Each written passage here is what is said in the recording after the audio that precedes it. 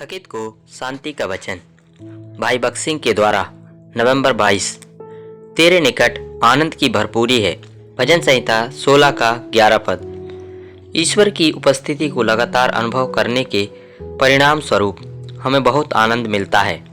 जितना अधिक समय हम उसकी उपस्थिति में व्यतीत करेंगे, उतना ही अधिक उसका स्वर्गीय आनंद हमें प्राप्त होगा। इसी के द्वारा ईश्वर की उपस्थिति हमेशा हमारी सहायता करती है और हमारा मार्गदर्शन करती है।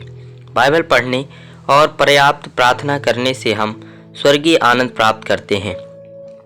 यदि हमारे अंदर ईर्ष्या या घृणा जैसा कोई पाप है, तो हम ईश्वर की उपस्थिति का बोध खो देते हैं और इस तरह हमारा आनंद चला जाता है।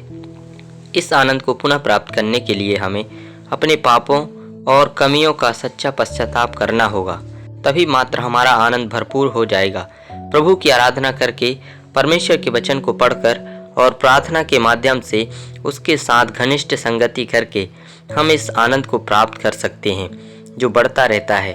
हम यिर्मयाह नबी की किताब 15 अध्याय का 16 पद में पढ़ते हैं कि परमेश्वर के वचन को ग्रहण करने और उस पर चलने से हमें आनंद मिलता है। परमेश्वर ने यिर्मयाह को उन लोगों के लिए भविष्यवक्ता होने को बहुत कठिन कार्य दिया जो उससे घृणा करते थे। वे उस पर हंसे, उसका मजाक उड़ाया और यहाँ तक कि उसे एक गड्ढे में फेंक दिया। तो भी यिर्मयाह ने परमेश्वर का वचन ग्रहण किया और उसका पालन किया और उसका आनंद बढ़ता गया।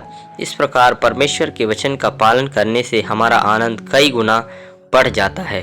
पहला थिस्सलुनीकियों 2 अध्याय का 20 पद में पौलुस ने थिस्सलुनीके के विश्वासियों को इस प्रकार लिखा, क्योंकि तुम हमारी महिमा और आनंद हो।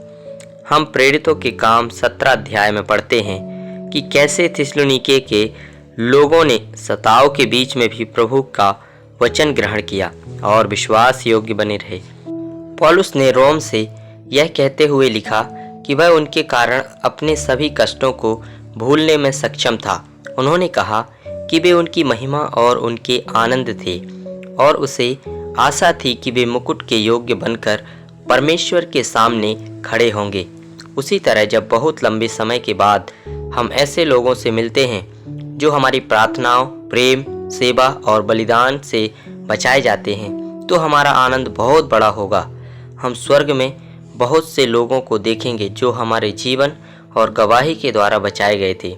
इसलिए हमें अपने उन मित्रों, संबंधियों और प्रियजनों के लिए निरंतर प्रार्थना करनी चाहिए जिनका नया जन्म नहीं हुआ है। इस प्रकार परमेश्वर की उपस्थिति का आनंद लेने, उसके वचन का पालन करने और आत्माओं को जीतने में हमें स्वर्गीय आनंद प्राप्त होगा।